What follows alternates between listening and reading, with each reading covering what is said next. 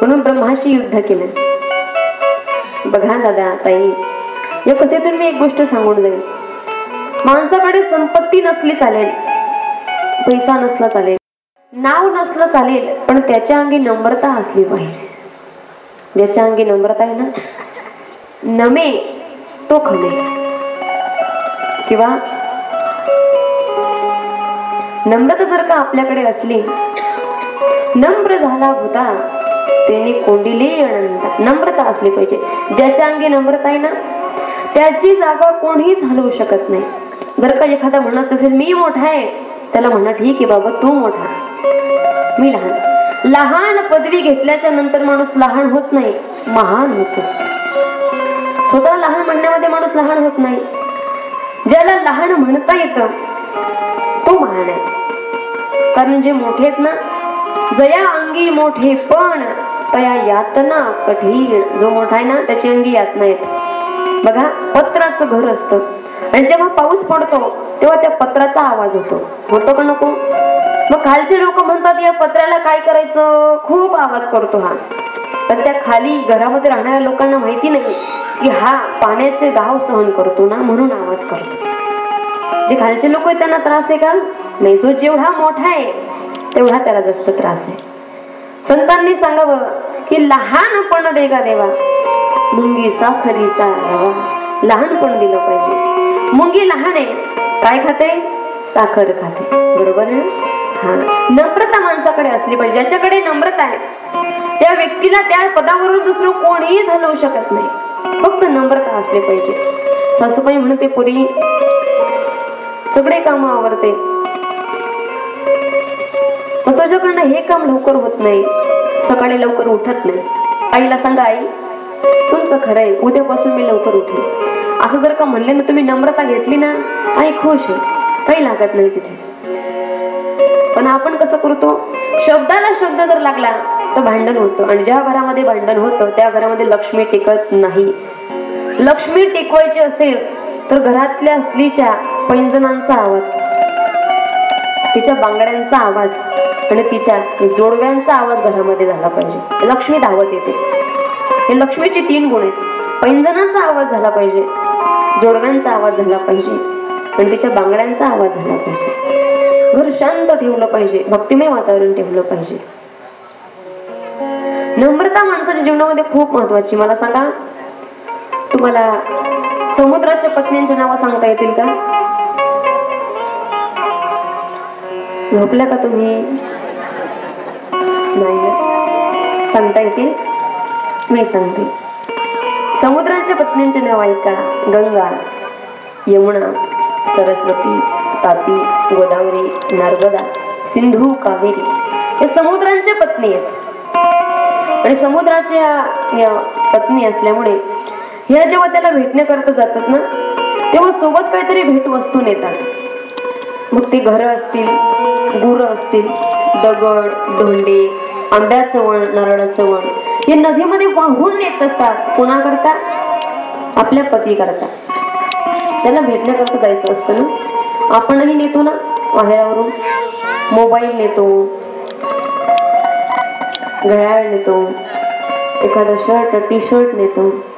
पैसे त्यांचेच असतात, पण आपण नुसतं म्हणतो माझ्या पप्पाने घेतलं. त्यांच्या खिशाचे असतात ते. हेकडे माझ्या भावाने घेतलं, हेकडे माझ्या आईने घेतलं तुमच्यासाठी, पण असतात त्यांचे. आता ते भोळे असल्यामुळे त्यांना ध्यानात येत नाही. सकाळी 500ची नोट खिशामध्ये ठेवली होती, ती काही दिसत नाही. हा, तुम्हाला आठवण राहत नाही. मोबाईल काढता काढता पाडली असेल कुठे. त्या नोट्याचं काम आपणच केलेलं असतं का? पण एवढं आहे आपलं, पैसा जरी त्यांचा असला तरी वस्तू त्यांच्याकरताच घेतो. तो पैशाचा वापर आपण चुकीच्या ठिकाणी करत नाही, त्यांच्याकरताच वापर करतो. मी तुमची बाजू सोडणार नाही, कारण मी तुमच्या बाजूने उभी आहे ना. ऐका, तसं त्या ज्या नद्या आहेत त्या समुद्राला भेटण्याकरता जातात आणि त्याला काहीतरी वस्तू घेऊन जातात. एकदा समुद्र म्हणाला, का गं, मला भेटण्याकरता तुम्ही येतात तर माझ्या आवडीची वस्तू आणत नाही. मी जी गोष्ट सांगेल ते तुम्ही आणणार का? नद्या म्हणाल्या, प्रभू सांगून तर पहा. तुम्ही फक्त सांगा. आम्ही जेव्हा रागामध्ये खळखळत वाहत येतो ना, तेव्हा आंब्याचं वण, नारळाचं वण, दगड, धोंडे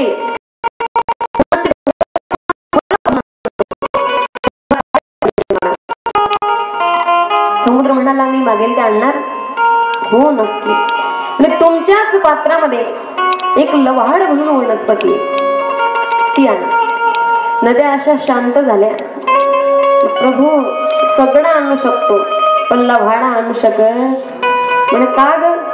आम्ही जेव्हा संतापामध्ये येतो ना, तेव्हा तो लव्हाडा झुकून जातो, आणि जेव्हा आम्ही शांत झालो ना, तुरा काढून उभा राहतो. त्याला झुकता येतं प्रभू. पतिदेव त्याला झुकता येतं, त्याला नम्र होता येतं, आणि त्याला नम्र होता येतं ना, म्हणून त्याची जागा आम्ही हलवू शकत नाही. त्याच्यातून दृष्टांत काय घ्यायचा? ज्याला नम्रता घेता येते, ज्याला झुकता येतं, ज्याला स्वतःला छोटं म्हणता येतं ना, त्या व्यक्तीला त्याच्या जागेवरून कोणतीच शक्ती हलवू शकत नाही. मी मागेही सांगितलं होतं, ही माणसं काहीही बोलू द्या, समाज काहीही बोलू द्या, जगाच्या मालकाने आपला हात धरला, आपल्या अंगी नम्रता असली, एकदा वरच्या मालकाने हात धरला, खालचे माकडं काहीच करू शकत नाही, काय नाही करू शकत. म्हणून नम्रता असले पाहिजे. शंभुनाथाकडून, येशू महापुराणाकडून जर का महत्वाची गोष्ट काही घ्यायची असेल ना, ती एकच आहे, नम्रता असली पाहिजे. ब्रह्मदेवाकडे नम्रता नव्हती, भांडण केलं, काय झालं? शिर मस्तक उडालं, भैरवाचा अवतार झाला, भैरवाला ते मांस खाऊ घातलं. पुढे त्याच ब्रह्मदेवाने सृष्टीचा विस्तार केला. नारद महर्षी, प्रजापती दक्ष, आणि त्या प्रजापती दक्षाचे पुत्र हे संसाराकडे गेले नाहीत. त्यांच्या घरी मुलीचं अवतरण झालं, कन्येचा जन्म झाला. सती जन्म सोहळा आपण काल पाहिला. आदिमाया आदिशक्ती हे सती भवानी, आणि त्या सती भवानीचं प्रागट्यकरण आपण पाहिलं. पवित्र नवरात्रीमध्ये हे पुराण आपण ऐकलं. आता पुढे कथा येते. ही जी सती माता आहे ना,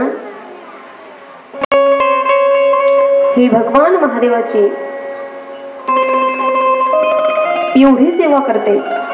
वय वर्ष फार लहान आहे, पण जन्म कोणाकरता झालेला आहे? महादेवाकरता झालेला आहे. महादेवाकरता जन्म झालेला आहे तिचा, आणि महादेवाकरता जन्म झालेला असून दक्षाच्या घरी अवतार घेतला. हळूहळू सती माता मोठी होते, आणि सती माता मोठी होत असताना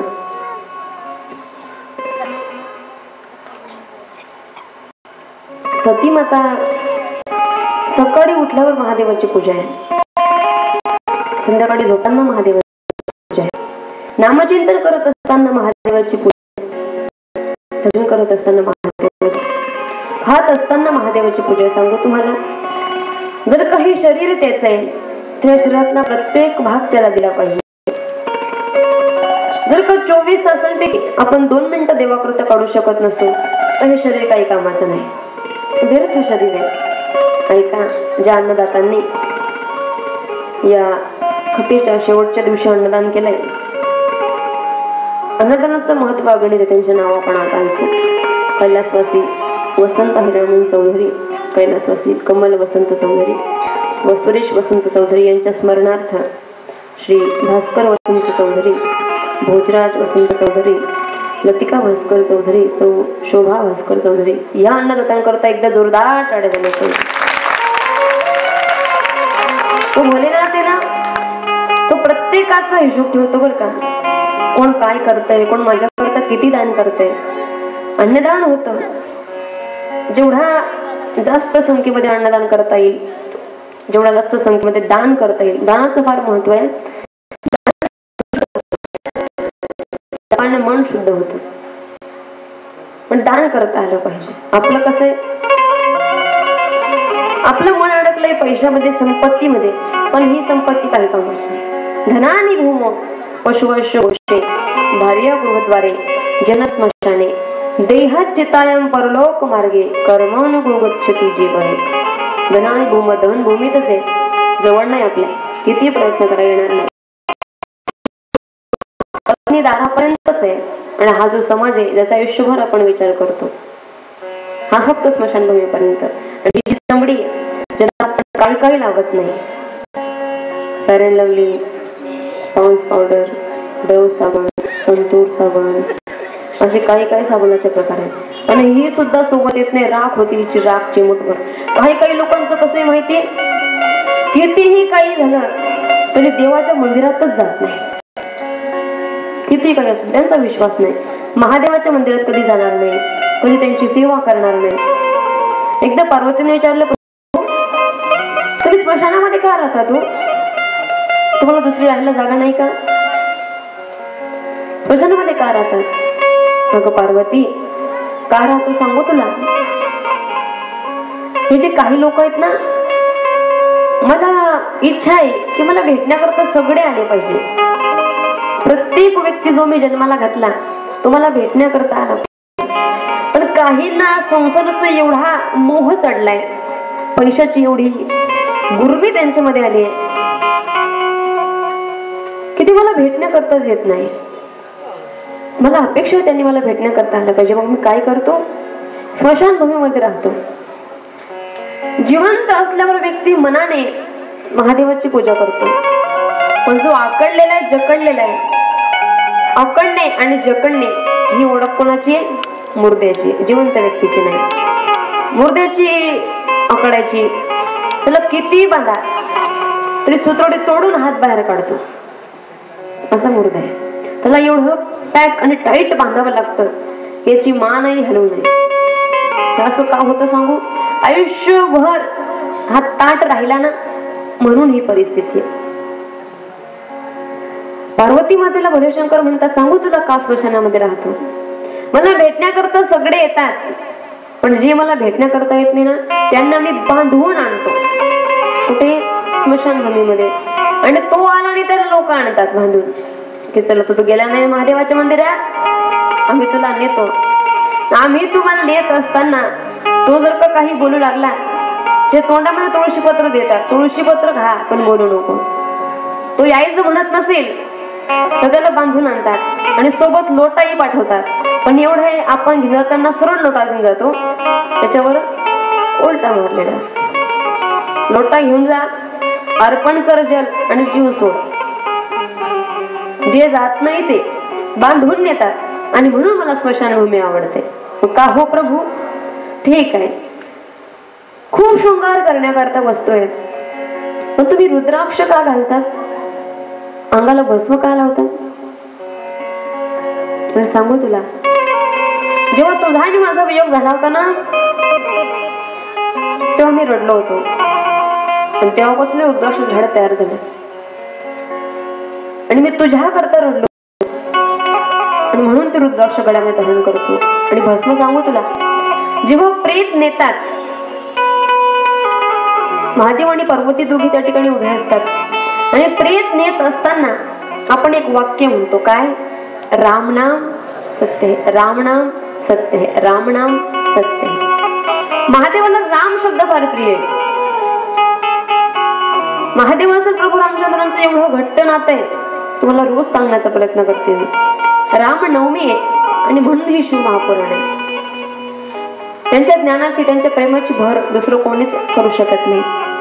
असंच एकदा प्रेत यात्रा चालली होती आणि महादेवाने पाहिलं की हा कोण व्यक्ती ज्याला खांद्यावर घेऊन हे लोक रामनाम सत्य म्हणतात. विचारलं, म्हणे का हो, याला घेऊन जाताय तुम्ही, रामनाम सत्य का म्हणताय? आणि दादा, जो व्यक्ती वारला असतो ना, तो आयुष्यभर जर राम राम म्हणला नसेल तर त्याला सांगतोय आम्ही, तुझ्याकडे पैसा होता ना, तो मिथ्या होता, फक्त एकच सत्य होतं, राम नाम सत्य है, दुसरं काही सत्य नव्हतं. महादेवाला आनंद झाला. अरे माझे आराध्य प्रभू श्रीराम यांचा जय जयकार कोणामुळे होतोय? ह्या प्रेतामुळे होतोय ना.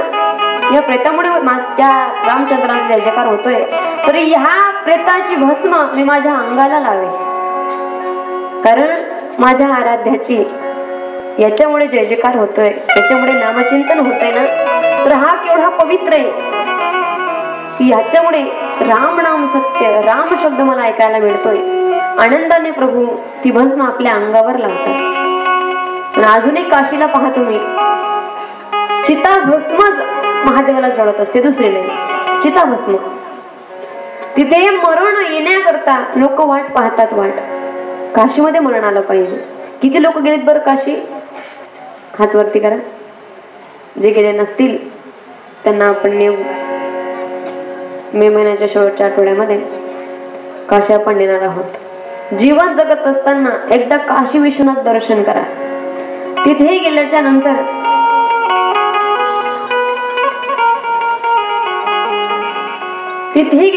जेवढा आनंद आहे ना तेवढा कुठे नाही. चिता भस्म लावतात रामाचं नाव, आणि म्हणून स्मशानामध्ये राहतात. असा भोळा देव सती माता करते. तो जेवढा भोळा आहे तेवढा सगळ्यांचा हिशोब ठेवणार आहे. कोण किती सेवा करतो, कोण किती दान करतो, कोण किती पुण्य करतो, कोण किती नामचिंतन करतो, त्याच्या दरबारामध्ये सगळ्यांचं खातं आहे. जसं एखाद्या दुकानावर खातं असतं तसा त्याच्या दरबारामध्ये प्रत्येक व्यक्तीचं खातं आहे. एका सुंदर भजनामध्ये सांगितलं, मेरे भोले के दरबार में सबका खाता है, मेरे भोले के दरबार में सबका खाता है, जय हो. मेरे भोले के दरबार में सबका खाता है, मेरे भोले के दरबार में सबका खाता है. इतना तेरे भाग्य में होगा,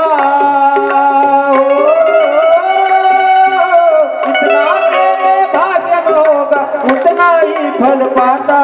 मेरे भोले के दरबार में सबका खाता. हर हर महादेव. मेरे भोले के दरबार में सबका खाता है.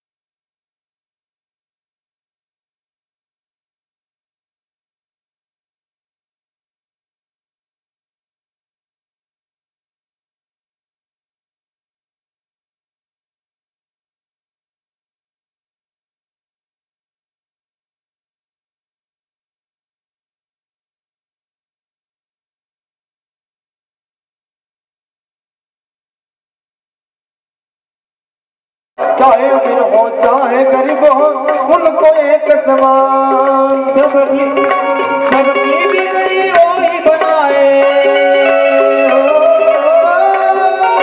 सबकी बिगड़ी वही बनाए, वो सबके भगवान. मेरे बोले शिव लहरी के दरबार में सबका खाता है, मेरे बोले के दरबार में सबका खाता है.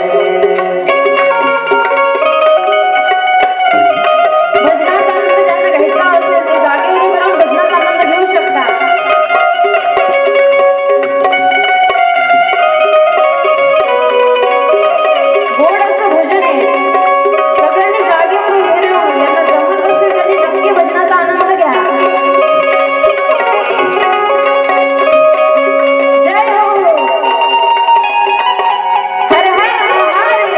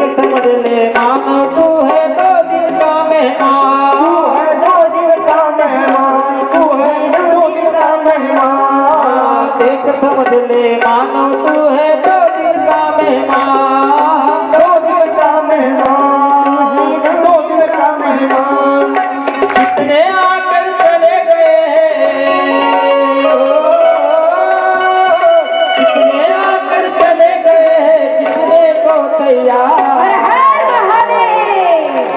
मेरे भोले के दरबार में सबका खाता है, शिवलहरी के दरबार में सबका खाता है। मेरे भोले के दरबार में सबका खाता है, शिवलहरी के दरबार में सबका खाता है।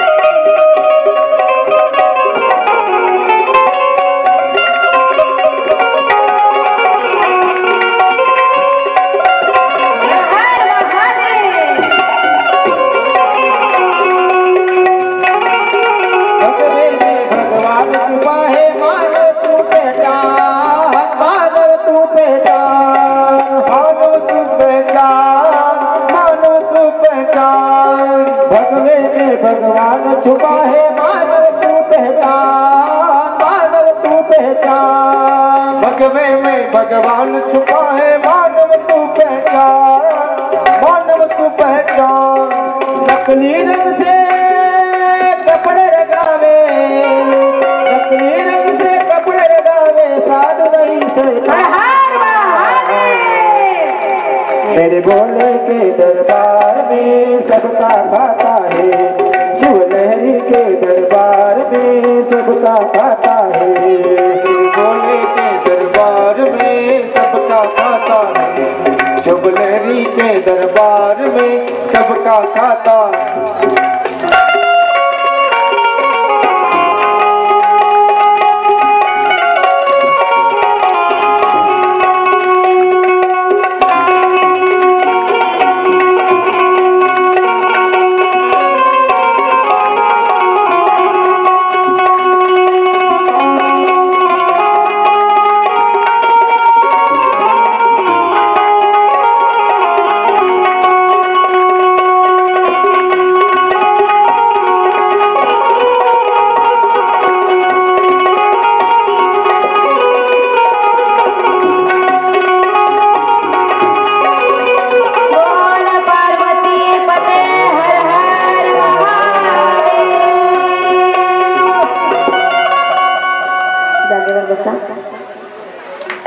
असं नसतं व्हायचं.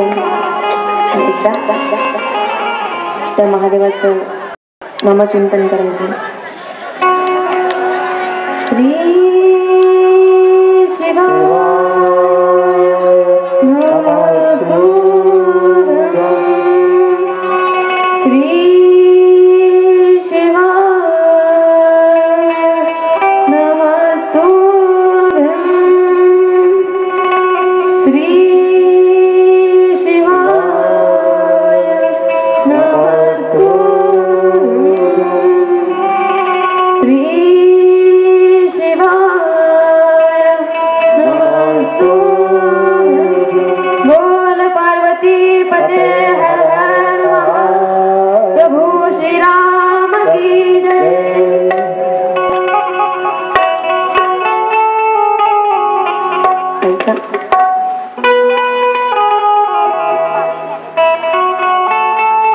ज्याच्याकरता भजन केलं.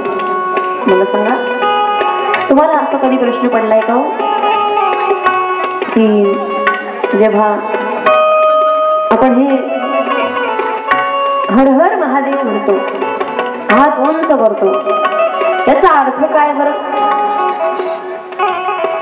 त्याचा अर्थ असा आहे की हे प्रभू, दोन्ही हात वर करणे याचा अर्थ आहे मी तुला आहे तसा शरण आलोय, मी तसा आहे.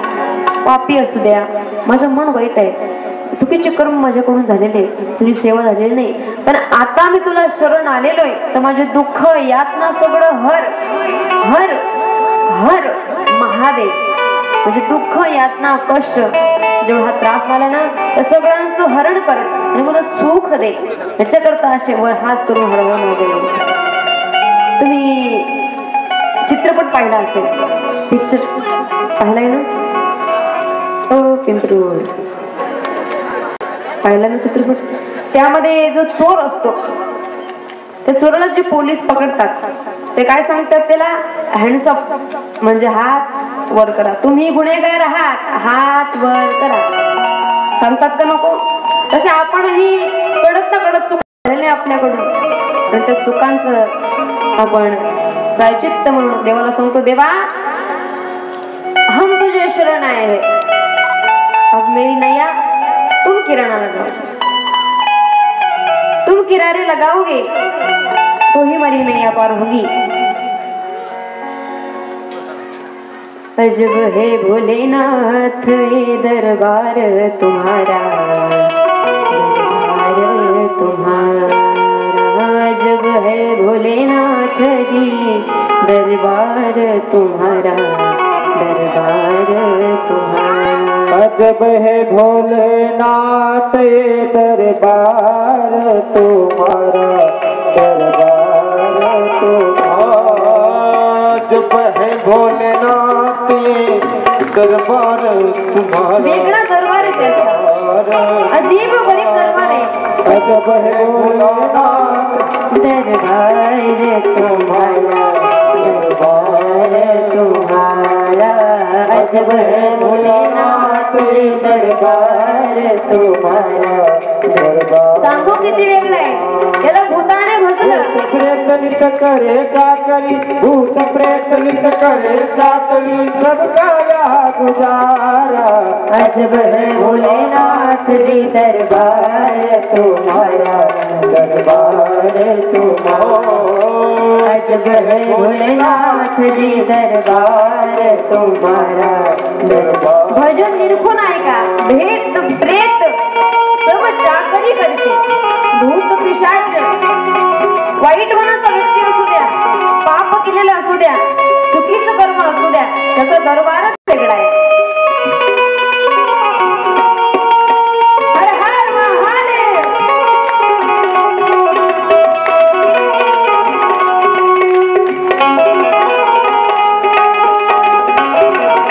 जय हो.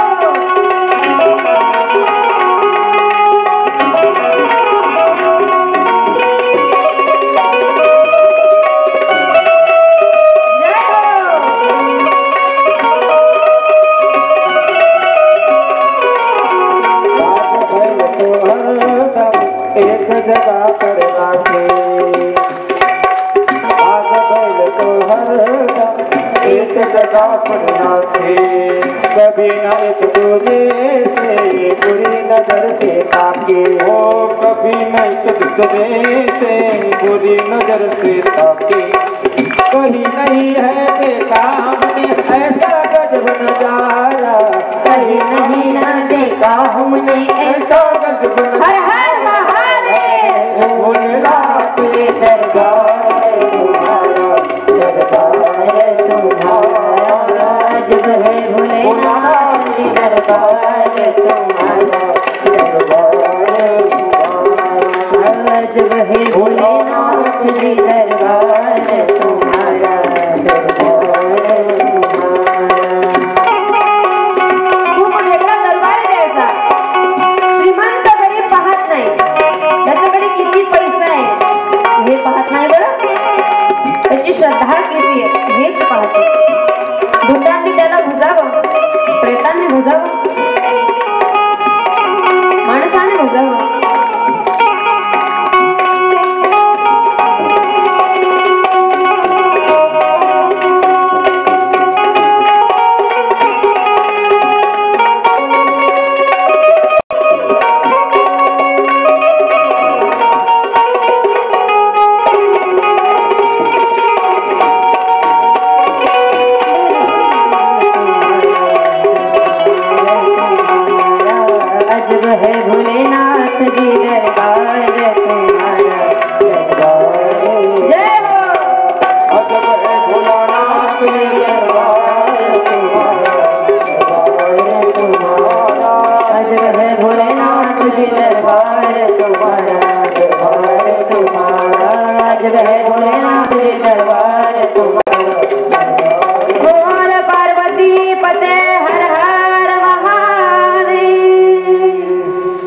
अजब है भोलेनाथ जी दरबार तुम्हारा, दरबार तुम्हारा. खूप वेगळा दरबार आहे याचा.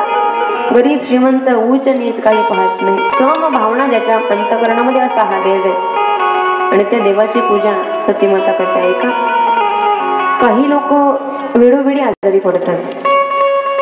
त्यांच्याकरता या शिवपुराणामध्ये एक उपाय आलेला आहे. केव्हा ना केव्हा कधीतरी सर्दी होईल. 12 महिने 24 काळ डोकं दुखत असतं, पाय दुखत असतात. कधी ना कधी त्याला विचारा, बाबा बरं वाटतं का? तो सांगतो नाही, माझ्याकडे हे दुखतं, माझ्याकडे ते. ज्याला त्रास आहे असा सांगू, त्या लोकांना पितृदोष असतो.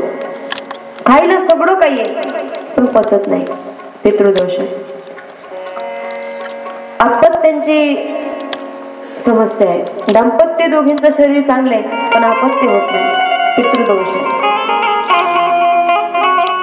सगळं काही व्यवस्थित आहे पण लग्न जमण्यास अडचण येते, पितृदोष आहे.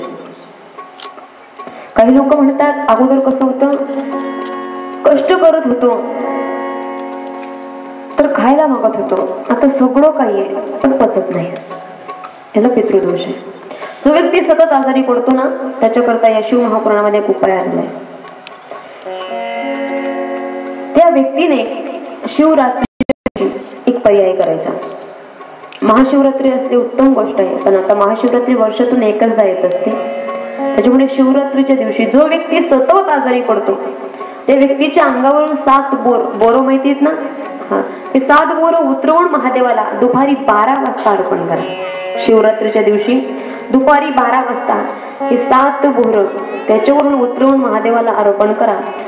अर्पण करत असताना श्री शिवाय नमस्तुभ्यम, महिला असेल तर नमः शिवाय ओम, आणि पुरुष असतील तर ओम नमः शिवाय हा मंत्र म्हणा. महिलांनी नमः शिवाय ओम म्हणायचं, शेवटी ओम म्हणायचा, आणि पुरुषांनी सुरुवातीला ओम म्हणायचा.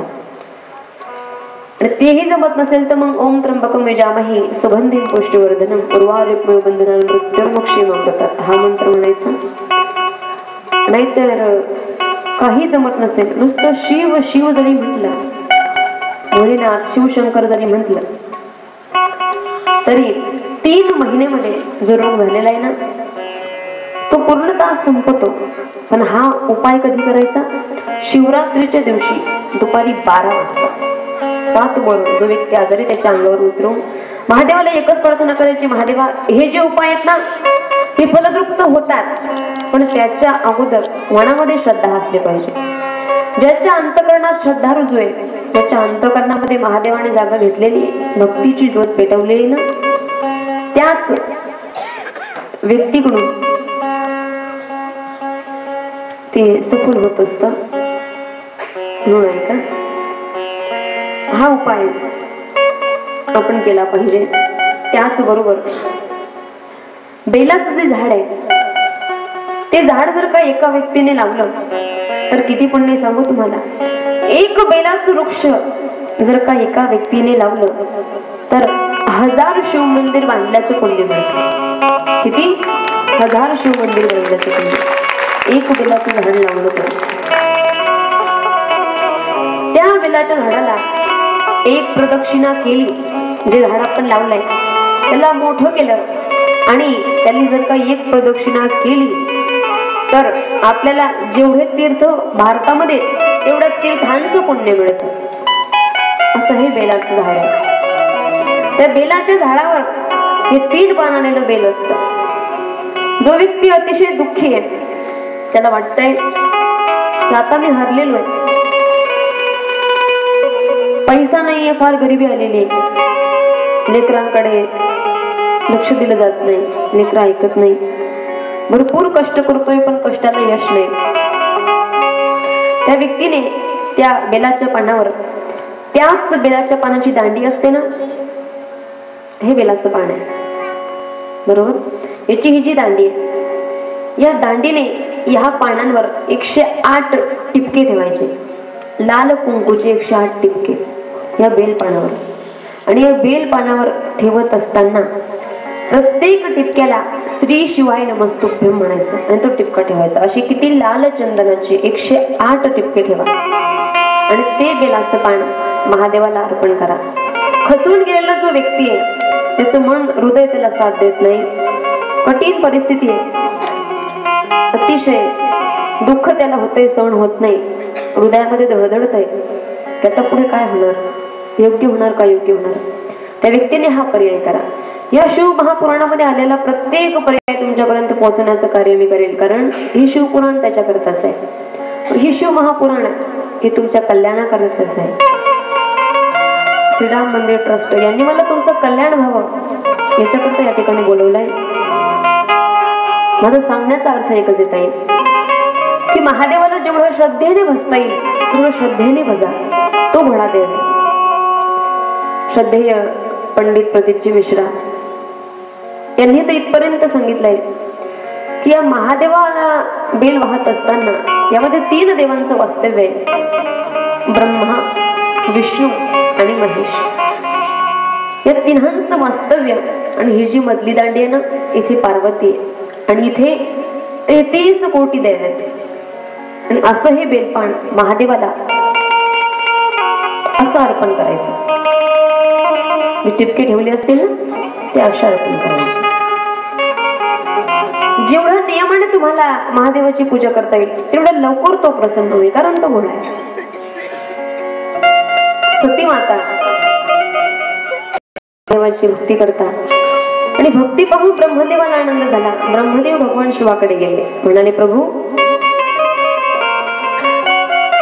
या सृष्टीच्या विस्ताराकरता तुम्ही दक्षाची जी मुलगी आहे ना सती तिच्याशी विवाह करा. प्रभू म्हणाले का? जोपर्यंत तुम्ही पुढाकार घेणार नाही तोपर्यंत या सृष्टीचा विस्तार होणार नाही, कारण तुम्ही या पृथ्वीचे मालक आहात. देव घरामध्ये 5 देव असले पाहिजे. जर काही 5 देव नसतील देवीचे तर तुमचा देव्हारा आणि देवामध्ये केलेली पूजा ही पूर्ण फळास येत नाही. आपल्या देव्हाऱ्यामध्ये 5 देव आवर्जून असले पाहिजे, नाहीतर आयुष्यभर किती देवपूजा करा त्याचा फायदा नाही, किती देवपूजा केली तरी. कारण या 5 देवतांना देव पंचायत म्हणतात. देव पंचायत आपल्या घरामध्ये असली पाहिजे. पहिल्या देव आहेत भगवान शंकर, दुसरे देव आहेत भगवान विष्णू, आपल्या देव्हाऱ्यामध्ये असले पाहिजे. भगवान गणेश, माता जगदंबा आणि सूर्यनारायण.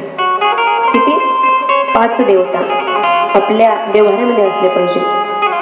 देव पंचायत जर का देव्हाऱ्यामध्ये असली तर केलेली प्रत्येक गोष्ट फळात जात असते. काही लोक म्हणतात ताई रोज देवपूजा करतो, रोज चांगलं कर्म करतो, पण पाहिजे तसं यश मिळत नाही. तर त्याला कारण या शिव महापुराणामध्ये सांगितलंय. 5 देवता देव्हाऱ्यामध्ये असल्या पाहिजे. या 5 देवता का असल्या पाहिजे? कारण या 5 देवतांचे सगुणही रूप आहेत आणि निर्गुणही रूप आहेत. भगवान शंकर जटा विस्तारलेल्या आहेत, गळ्यामध्ये सर्पाचा हार आहे, रुद्राक्ष आहे, गजचर्म व्याघ्रांबर परिधान केलेलं, अशी ही भव्य सुंदर मूर्ती, हे सगुण रूप आहे. आपण परवाच्या दिवशी ऐकलं की महादेवाची 2 रूपामध्ये पूजा होते, एक लिंग स्वरूपामध्ये, पिंड स्वरूपामध्ये आणि एक मूर्ती स्वरूपामध्ये. सगुणही रूप आहे आणि निर्गुणही रूप आहे. म्हणून महादेवाची पिंड घरामध्ये असली पाहिजे. महादेवाची पिंड घरामध्ये जास्तीत जास्त एवढी असली पाहिजे, याच्यावर नको. कारण याच्यावर जर का मोठी पिंड असली तिला सेवा करण्याकरता सगळ्या गोष्टी लागत असतात. पहिली मूर्ती, पहिली गोष्ट आपल्या देवघरामध्ये पाहिजे ती आहे भगवान शंकर. दुसरी गोष्ट आहे विष्णू. विष्णूचं सगुण रूप आहे, शंख चक्र गदा परिधान केलेलं, पिवळं पितांबर, मस्तकाला उभा तिलक लावलेला, श्याम वर्ण. कोणाचं आहे? विष्णूचं सगुण रूप आहे. आणि निर्गुण रूप शालिग्राम. काय? शालिग्राम. शालिग्राम आपल्या देव्हाऱ्यामध्ये असला पाहिजे. हे 2 देवता. तिसरी देवता आहे माता जगदंबा, आई भवानी, अष्टदश भुजाधारिणी. नवरात्र चालू आहे ना आता, तुम्ही रूप पाहिलं असेल. दृष्टांचा काळ, राक्षसांचा काळ, आदिमाया आदिशक्ती ती जगदंबा, तिचं हे सगुण रूप आहे. आणि देवीचा तांदळा हे तिचं निर्गुण रूप आहे. देवीचा तांदळा असला पाहिजे देवघरामध्ये. आणि चौथे देव आहेत भगवान गणेश. गणेशांचं सगुण रूप कसं आहे?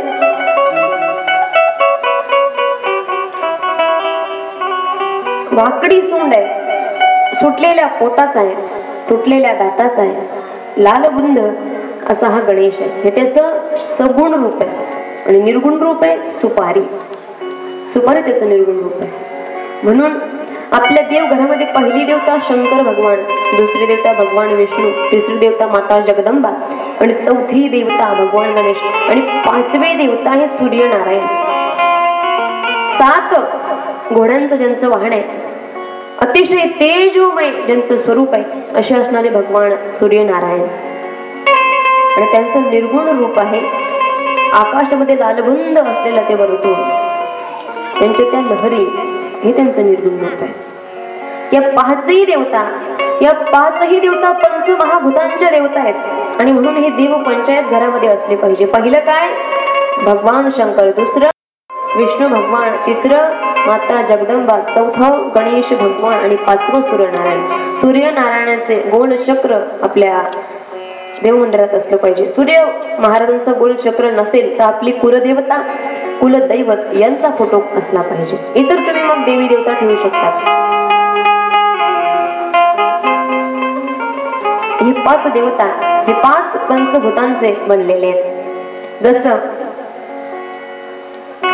पृथ्वीची देवता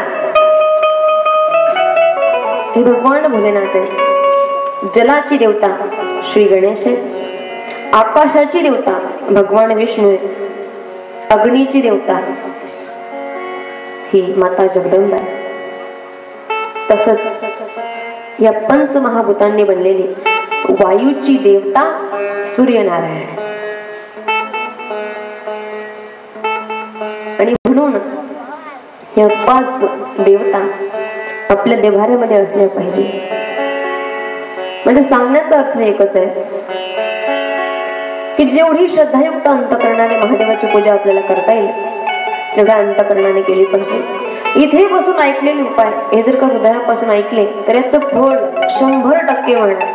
फक्त ऐकत असताना हृदयापासून ऐका, अंतकरणापासून ऐका. भोलेनाथ माझं कार्य पूर्ण करतीलच या भावनेने ऐका, नक्की कार्य पूर्ण होईल. सती प्रार्थना करते. ब्रह्मदेवाने सांगितलं, प्रभू तुम्ही सतीशी लग्न करा. प्रस्ताव दक्षाकडे मांडला.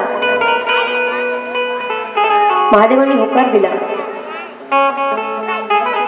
सती मातेचं आणि भगवान शिवशंकराचं लग्न झालं. अग्नी परिक्रमा झालेली आहे. आणि एकदा असंच कैलासावर असताना माता पार्वतीने विचारलं, प्रभू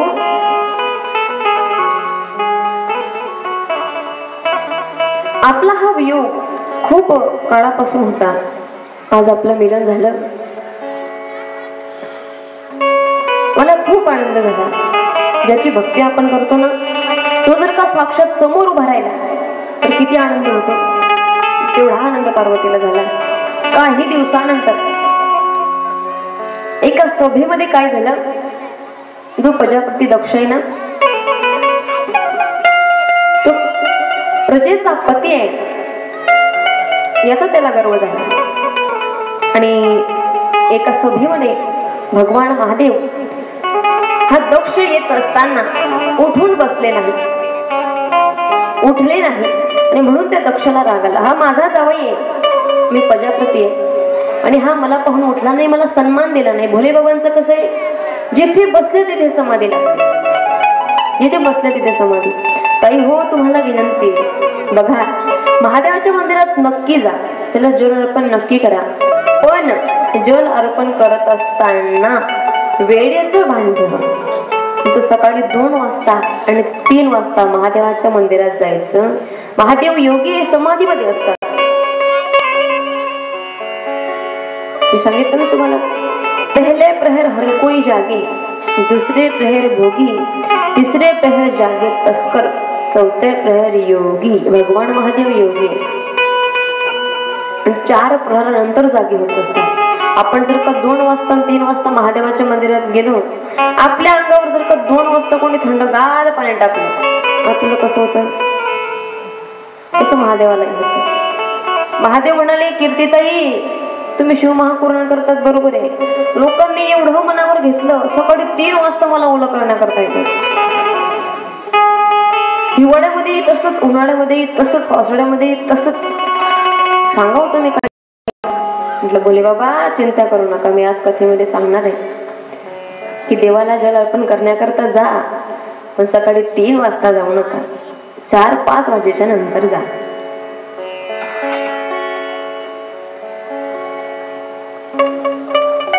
कारण ते भगवान भोलेनाथ जिथे बसतात ना, तिथे त्यांना समाधी लागते. अखंड राम नावाचं चिंतन करतात, अखंड प्रभू रामचंद्रांचं चिंतन करत असतात. समाधी लागली, विसर पडला, उठले नाही.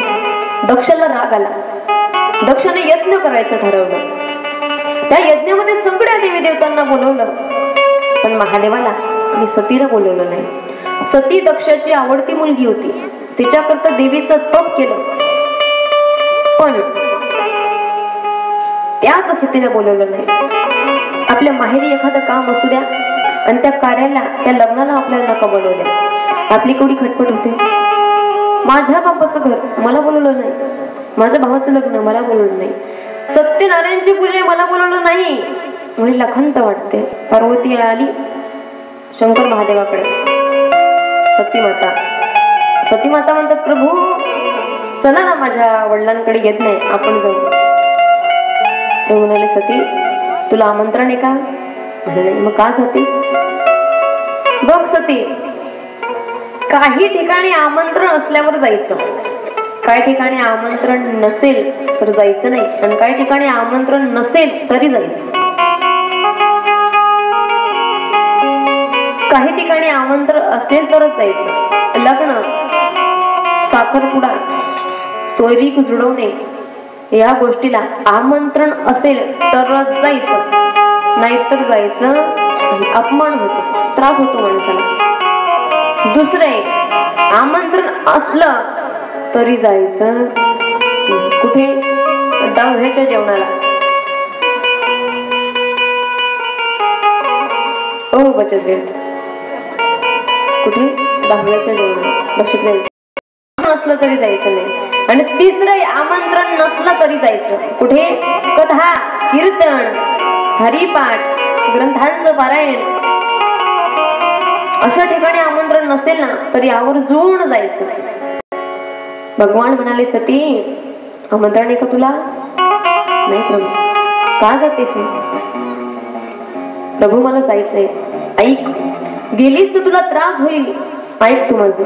ऐकलं नाही. कधी कधी आपल्या पतीचं ऐकलं पाहिजे बरं. तो चांगलं सांगत असतो, पण आपण आपल्या हट्टामुळे ऐकत नाही. पती सांगत असतो, आता ह्या महिन्याला ना 1000ची साडी घेऊ नको, दिवाळीच्या वेळेस 2000ची घेतो. आपण ऐकत नाही.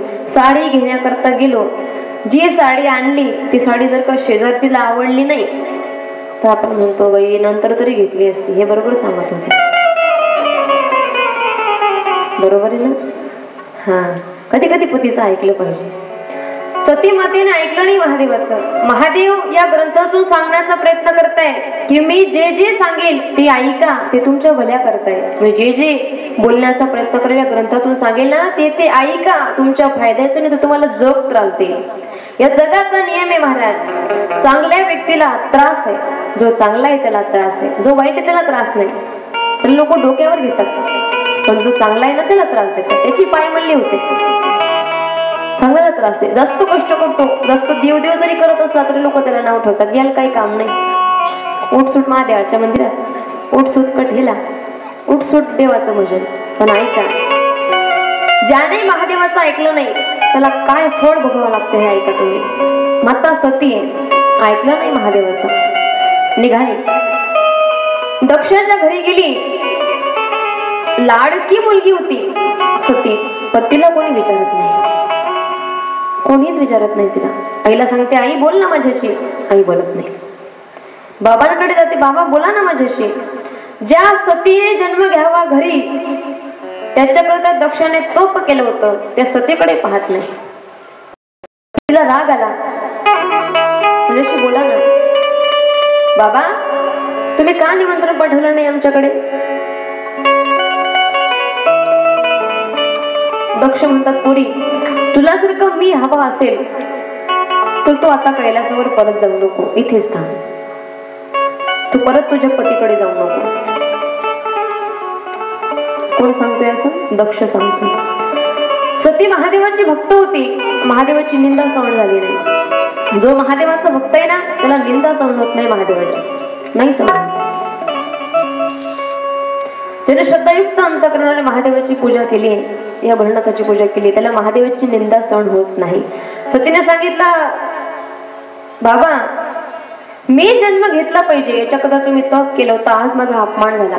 मी तुम्हाला शब्द दिला होता, ज्या दिवशी ह्या शरीरामुळे तुम्हाला त्रास होईल तुम्ही मला त्रास देणार, त्याच दिवशी मी माझं शरीर हे त्यागून देईन.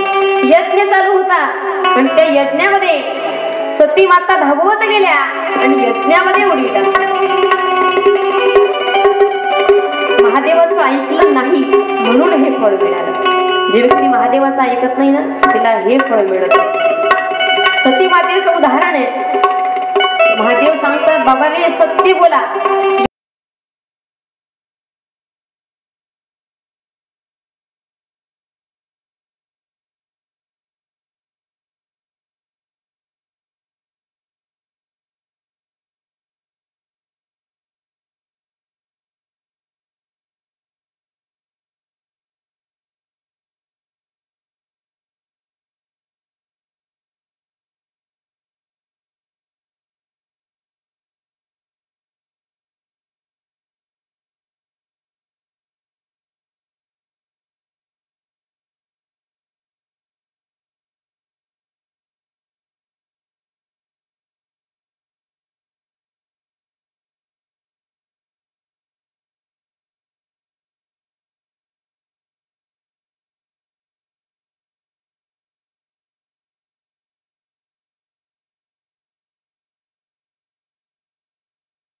तांडव स्तोत्र ऐकायचंही पाहायचं. तोपर्यंत एक भजन घेऊ. स्वागतम शंभो सुस्वागतम शंभो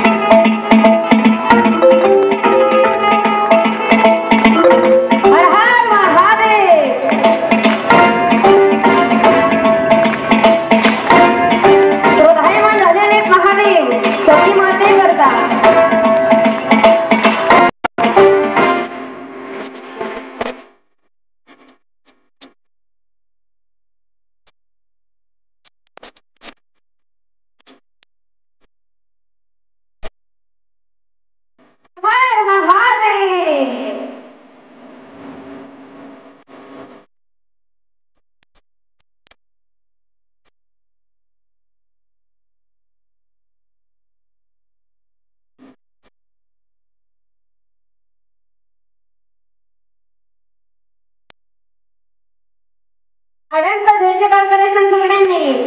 नीळकंठेश्वर महादेव त्यांचं तांडव आपण पाहतोय.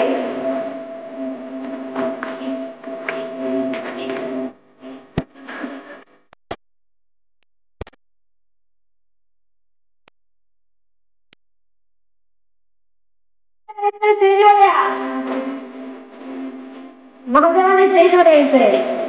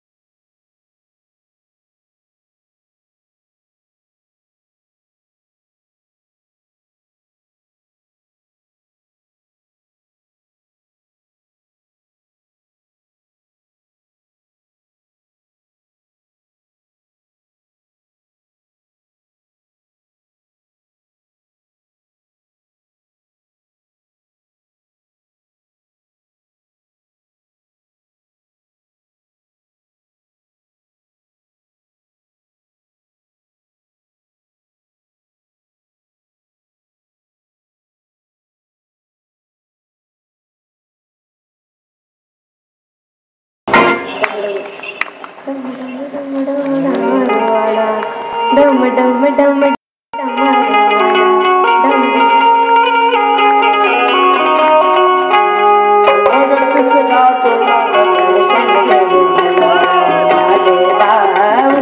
तिसरा डोळाने दर्शन दिले मला डम डम डम डम डमरुवाला डम डम डम डम डमरुवाला उघड तिसरा डोळाने दर्शन दिले मला महादेवा उघड तिसरा डोळाने दर्शन दिले मला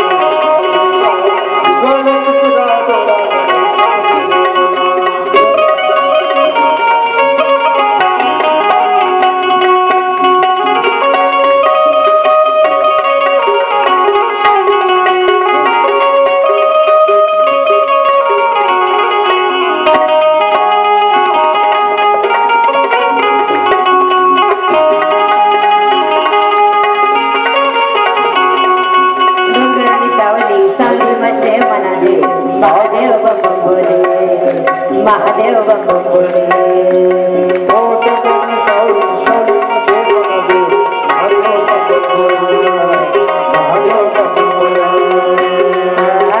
जटामयाने गंगा धारण करी जटामयाने गंगा धारण करी डोंगरनी सावली सावली महादेव महादेव बंग बोले महादेव बंग बोले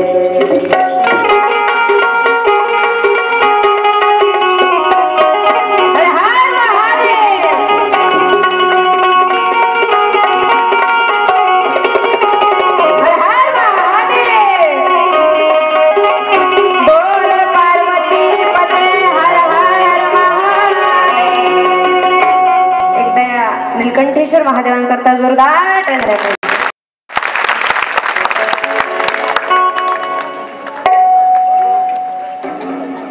ऐका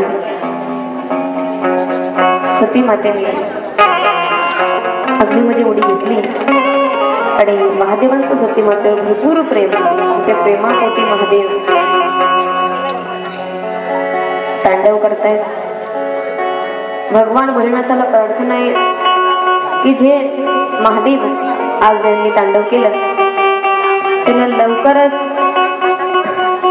सती माता मिळावी महादेव त्यांच्यावर प्रसन्न होते त्यांनी एवढं सुंदर तांडव केलेलं आहे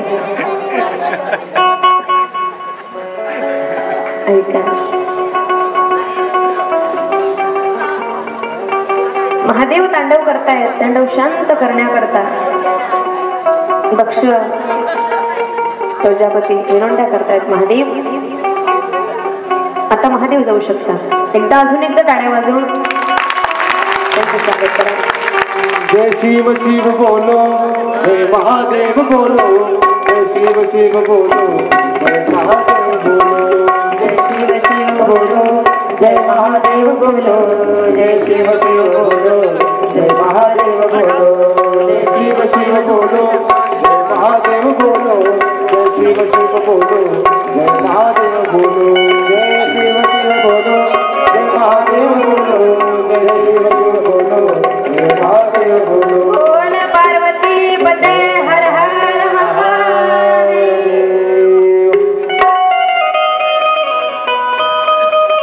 ऐका प्रभू शांत झाले शांत झाला पाहिजे याच्याकरता समस्त देवतांनी प्रार्थना केली.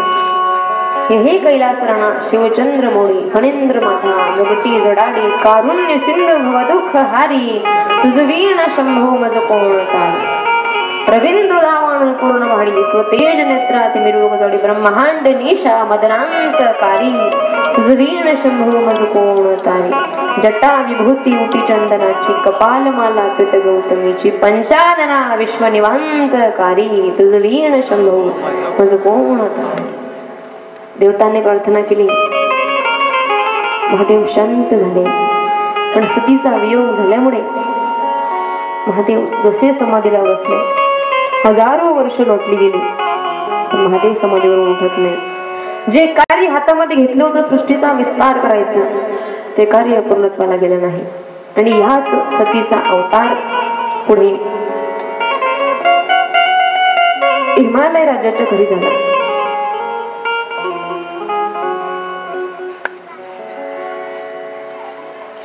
आणि हिमालय राजाच्या घरी सतीचा जन्म हा पार्वती म्हणून झाला. हिमालय जो होता तो शक्तीचा मोठा भक्त. नवरात्री पर्व असू द्या त्याला अपेक्षा होती की माझ्या घरी मातेने जन्म घेतला पाहिजे. काही लोकांना विवाह संबंधी अडचण असते, विवाह जमत नाही किंवा विवाह करत असताना पत्रिकेमध्ये मंगळ असतो. भरपूर लोकांना हा दोष आहे. खर तर आपल्या कर्मानुसार आणि आपल्या भाग्यानुसार या गोष्टी असतात. परंतु महादेव म्हणतात एवढ्या श्रद्धेने कोणतीही गोष्ट कराल. कोणत्या पंडिताकडे जायची तुम्हाला गरज नाही. तुम्हाला जर का मंगळ असेल आणि मंगळामुळे जर का लग्नामध्ये अडचण येत असेल, लग्न होत नसेल तर हा पर्याय करा.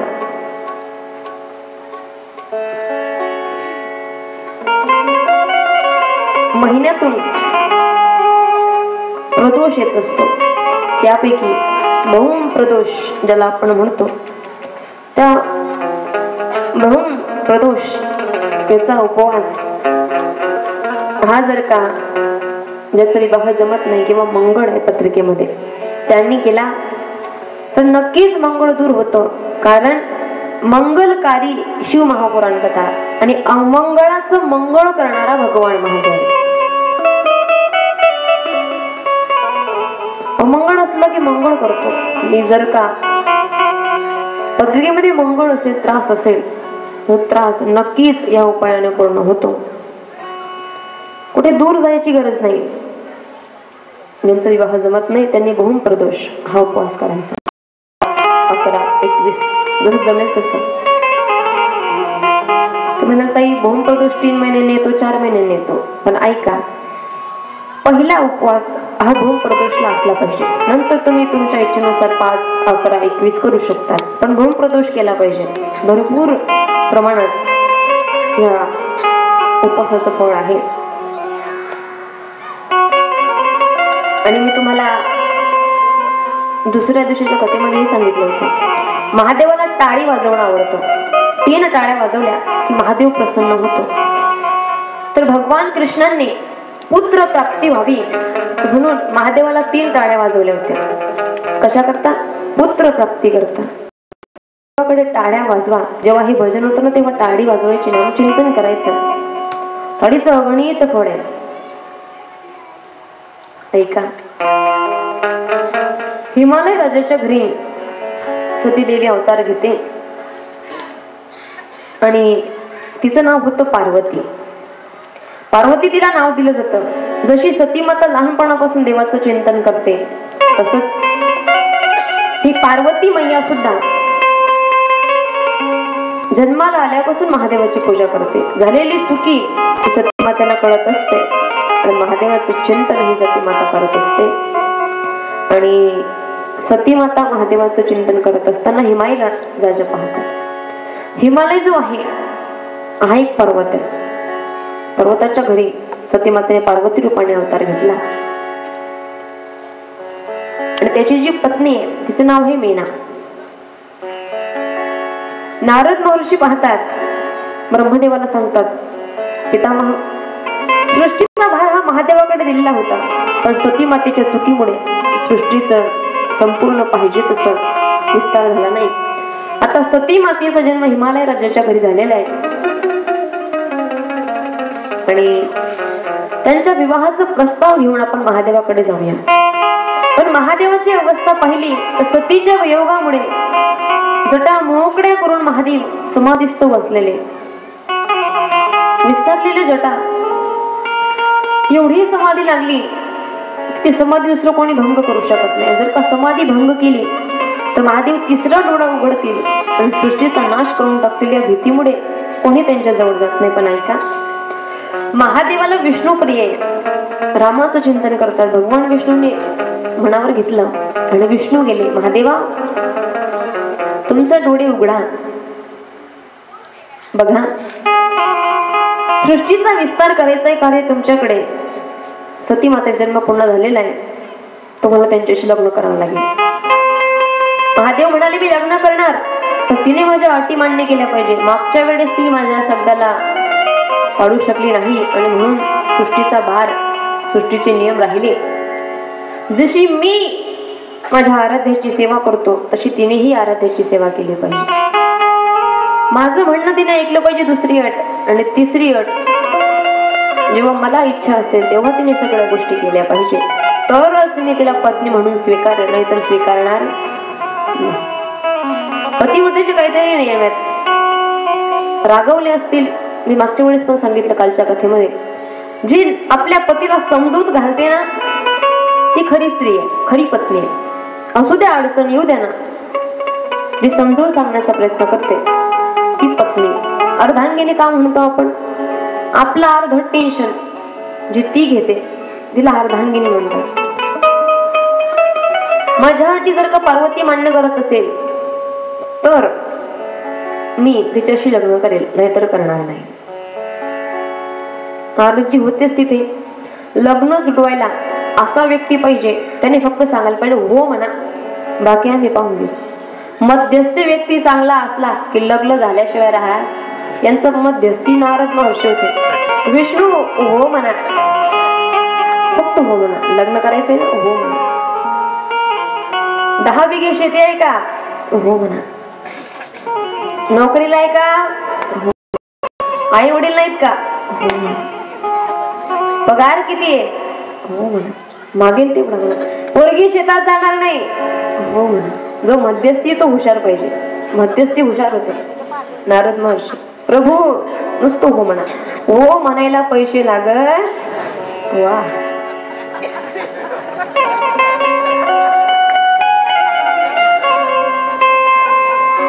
महादेवाच समजूत घातली. भगवान विष्णू निघाले. नारद महर्षी हिमालय राजाकडे गेले. हिमालय जगाचा मालक भोलेनाथ महादेव तुम्हाला जावई म्हणून पसंत आहेत का? हिमालय राजा म्हटलं नाही नाही, मला पसंत नाही. म्हणे का? स्मशानभूमीमध्ये राहतात, ते अंगाला भस्म लावतात, गळ्यामध्ये कवट्यांची माळ घालतात, सर्प घातली नाही गळ्यामध्ये. माझ्या मुलीला सुखात ठेवणार. प्रत्येक बापाची इच्छा असते जेवढं मी प्रेम करतो तेवढं प्रेम माझ्या मुलीवर केलं पाहिजे. बाप आयुष्यभर रडत नाही. किती अडचणी असू द्या, कितीही त्रास असू द्या, बाप कधीच रडत नाही. फक्त एका वेळेस रडतो, जेव्हा त्याची मुलगी सासरी जाते ना तेवढंच रडतो. काय रडतो सांगू? जेवढं प्रेम मी हिला दिलंय तेवढं प्रेम हा व्यक्ती देईल का नाही. जावाई बापूला एकच सांगतो, जावाई बापू संपत्ती कमी कमवली चालेल, माझी मुलगी ऍडजस्ट करते, तर तिला प्रेम द्या. कारण मी एवढ्या लाडाने तिला वाढवले, तळ हाताच्या फोडाप्रमाणे तिला वागवले. तिला त्रास झाला तर माझ्यापेक्षा वाईट दुसरं कोणी नाही. बाप खणखणून सांगत असतो जावईला. हिमालय राजा नाही म्हणले, माझी मुलगी महालामध्ये राहणार आहे, स्मशानामध्ये राहणार नाही. माझ्या मुलगी जी माझी पार्वती आहे ना, हिरी मोती परिधान करणार आहे, भस्म परिधान करणार नाही. तुम्ही जिथं भस्म लावतात, स्मशानामध्ये राहतात, अशा जागेवर माझी मुलगी राहणार नाही. माझा जावई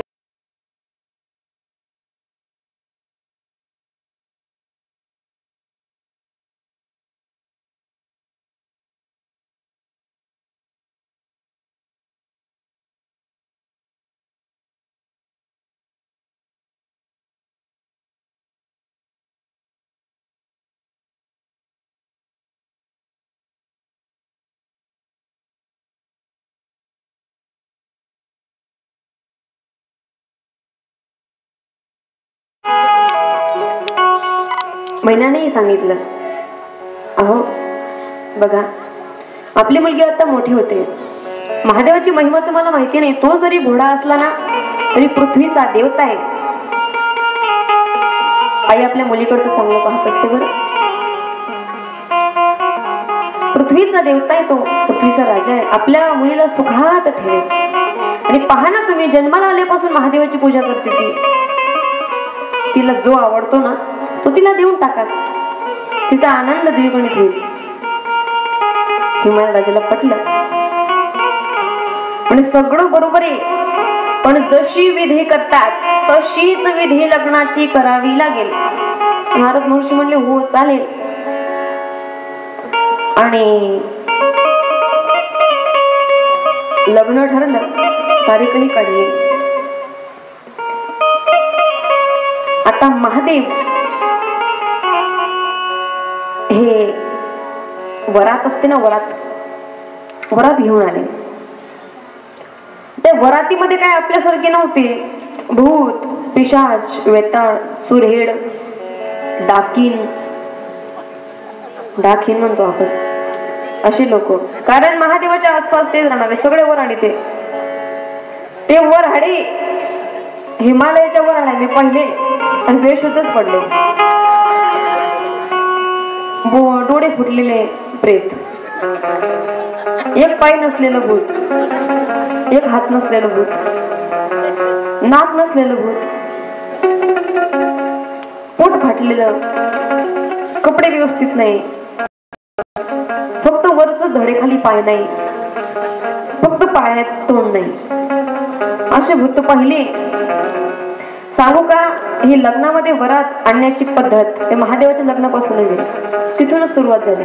आणि वरातीमध्ये भूतच नाचत असतात, माणसं नाचत नाही. पाहिले ना तुम्ही, नाचू देतात ते भूताच्या परिवाराचे. तो बँडवाला म्हणतो दादा मी आता थकलो, हे म्हणतो बजाव. म्हणतात रोकायचं नाही, ते भूताच्या परिवाराचे आहेत ना, काही झालं तरी बजाव बजाव. ऐकत नाही ते, कारण त्यांच्या शरीरामध्ये भूत शिरलेलं असतं. महादेवाच्या वरातीमध्ये सगळेच भूत होते.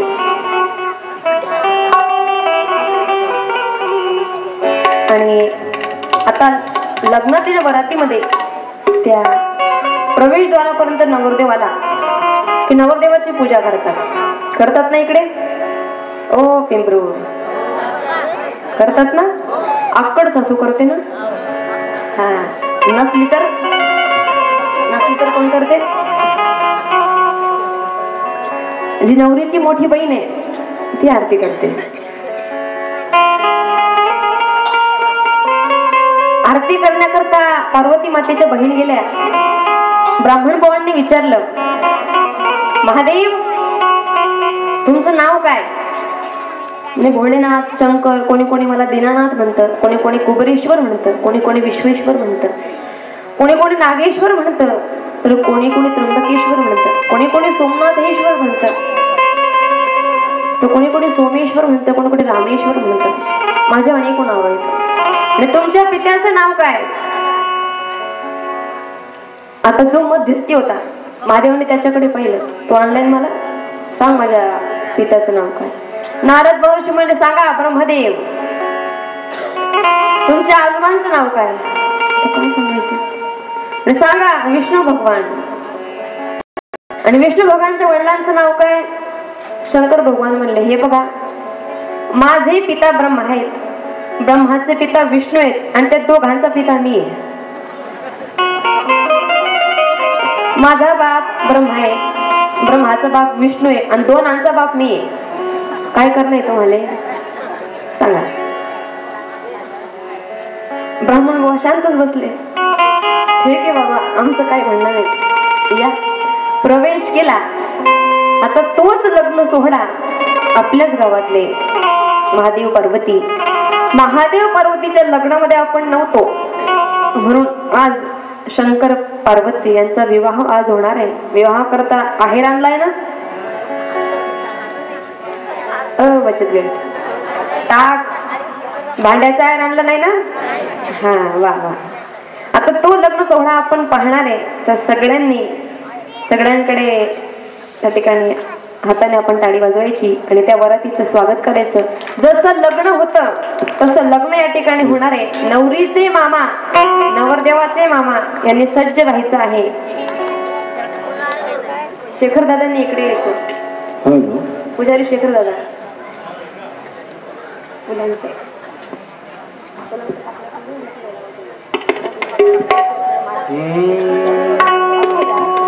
अक्षता तुमच्यापर्यंत पोहोचतील आणि महादेव पार्वती यांचा विवाह सोहळा आपण डोळ्याने पाहणार आहोत.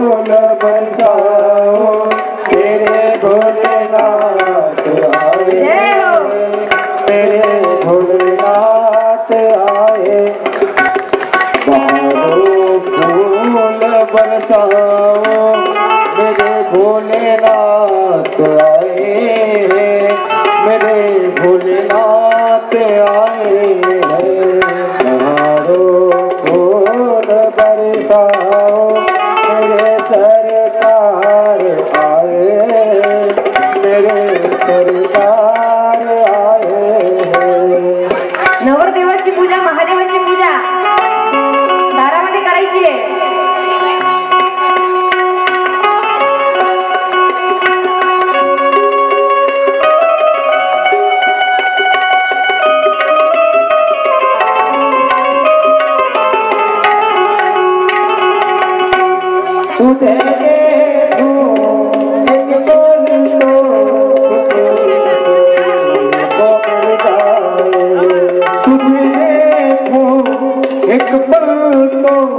सुकोई से दिल को मिल जाए, तुझे देखो एक पल तो सुकोई से दिल को मिल जाए, तुझे देखो एक पल तो सुकोई से दिल को मिल जाए, तेरी सांसें ना थम जाए मेरे सरकार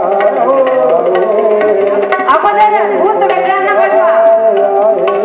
कल्पेश दादा फूल बरसाओ मेरे भोलेनाथ आए, अगोदर भूत वेगळ्यांना पाठवा.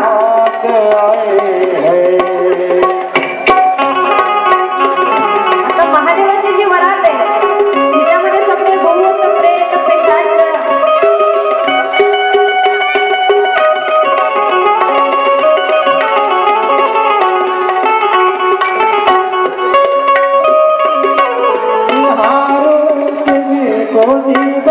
भूत प्रेतांचं आगमन झालेलं आहे महादेवाच्या लग्नातले.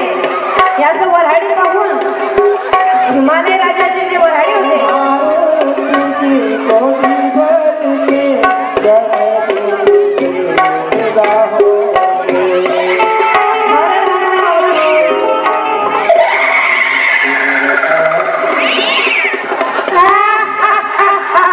भूतांचं आगमन झालेलं आहे. हे वऱ्हाडी महादेवाचे.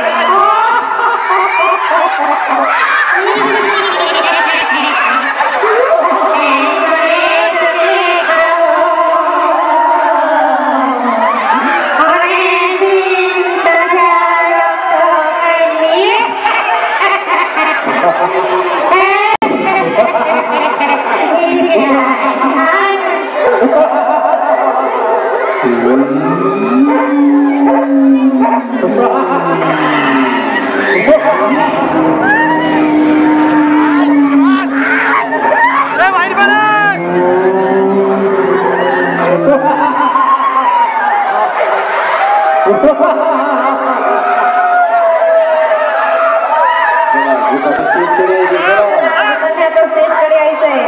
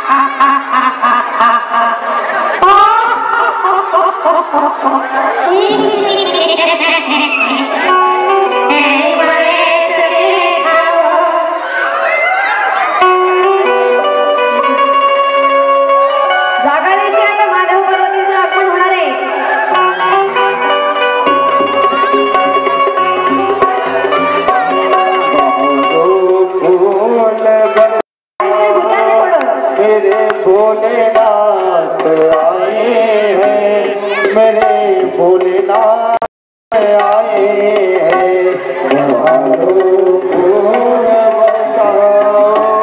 मेरे भोलेनाथ आए हैं, मेरे भोलेनाथ आए हैं। सुना दो को गुलशन के लखना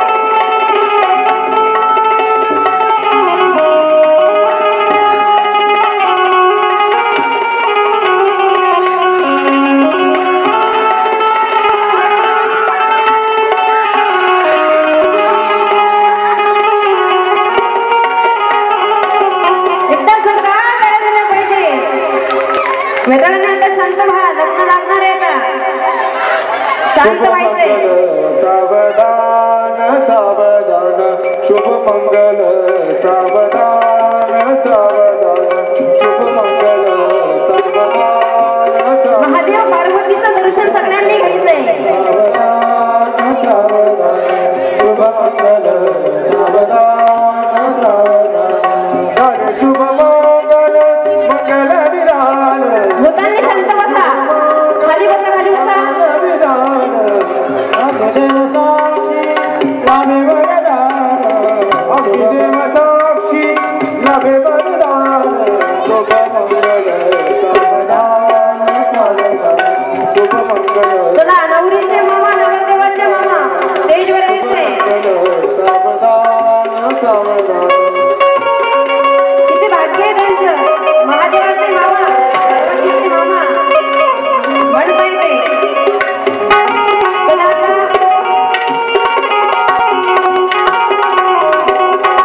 पार्वती मातेने महादेवांची पूजा करायची, आपले सामने उभारायचे।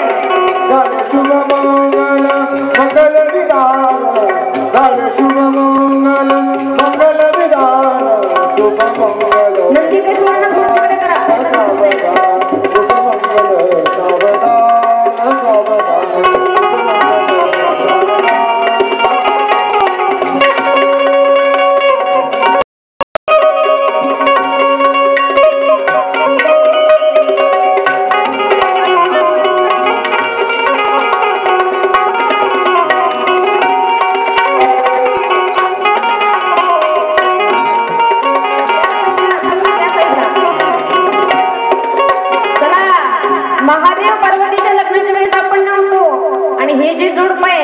त्यांच्या लग्नाच्या वेळेस मी नव्हती.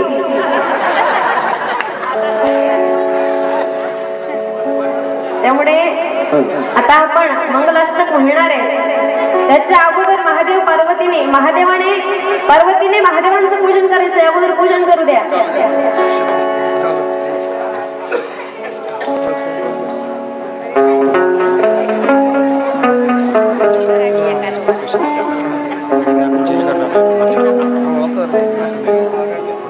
अंतरपाठ काढून घ्या. पूजा करू द्या.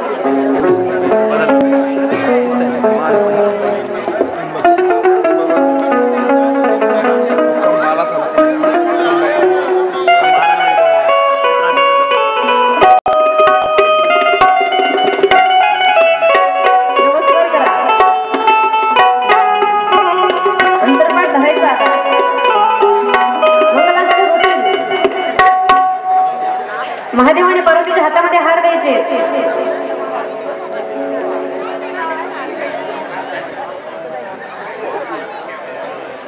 हार आणा हार.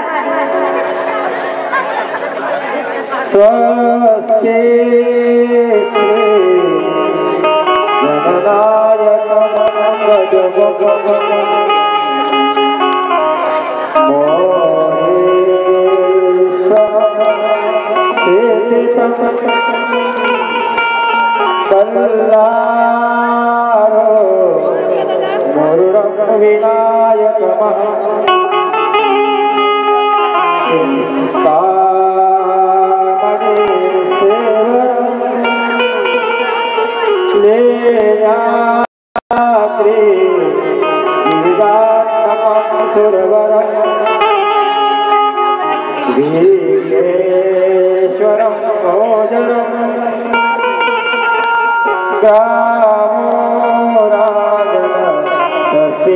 गणपति सदा मंगलम शुभम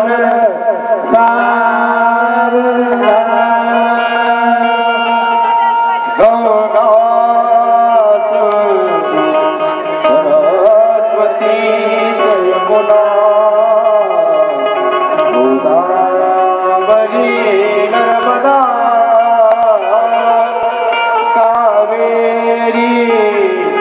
सदयो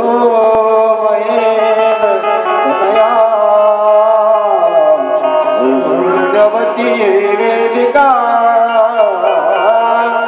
क्षिप्रा में प्रवती महासुर नदी आता गया गंडकी पूर्णा जले समुद्र सहिता सदा मंगलम शुभ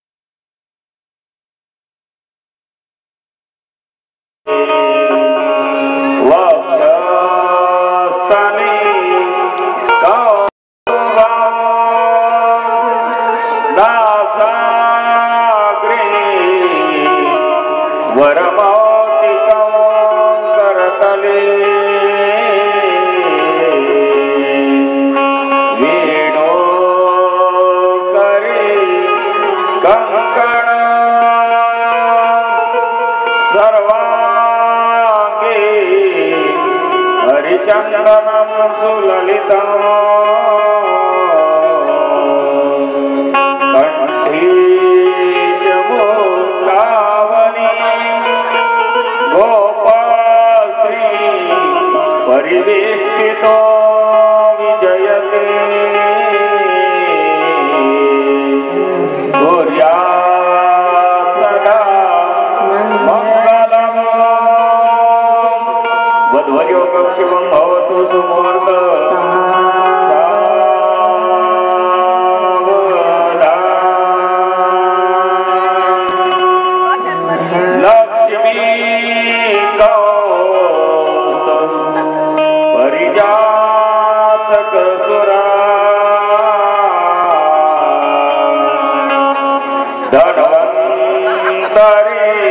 चंद्रमा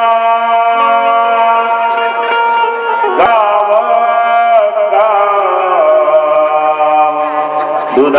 दुधासुरेश्वर गजो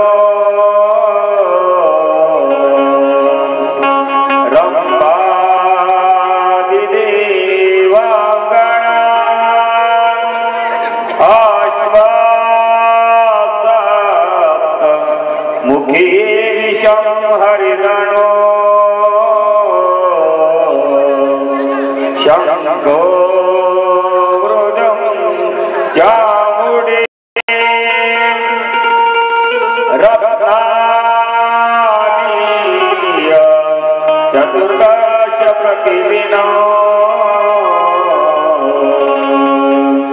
कुर्वन्तु मंगलम् वध्वर्य शुभं भवतु सुहृद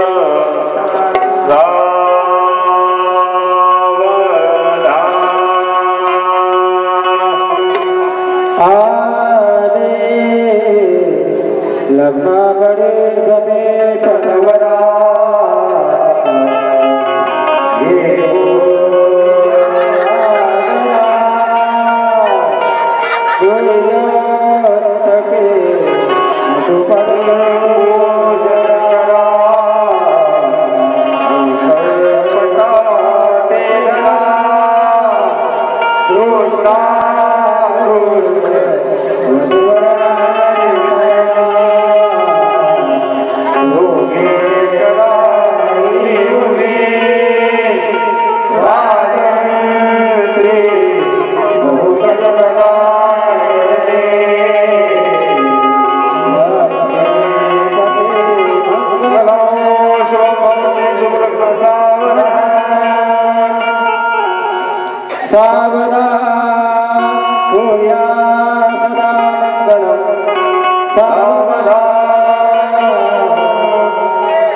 तदेव लग्नं तदेव तारा चंद्रवरं तदेव विद्याकरं तदेव लक्ष्मी पते दुर्गा स्वरामी